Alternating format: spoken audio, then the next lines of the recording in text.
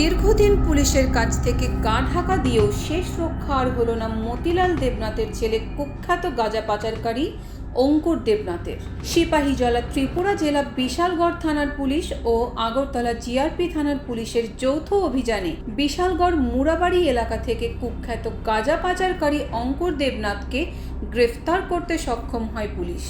দীর্ঘদিন ধরেই পুলিশের চোখে ফাঁকি দিয়ে বহির্রাজ্যে গাঁজা পাচার করে যাচ্ছিল অঙ্কুর দেবনাথ। ধৃত গাঁজা পাচারকারী অঙ্কুর দেবনাথের বিরুদ্ধে পুলিশ এনডিপিএস ধারায় মামলা গ্রহণ করে তার সাথে আর কে এই গাঁজা পাচারের সাথে যুক্ত রয়েছে ধৃতকে জোর জিজ্ঞাসাবাদ চালিয়ে যাচ্ছে পুলিশ।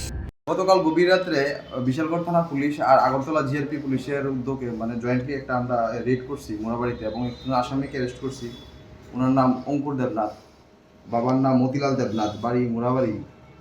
উনি গাঁজা পাচার কেসে ওয়ান্টেড আসতো। জিআরপি কেস কানেকশন হয়েছে কি 132/23।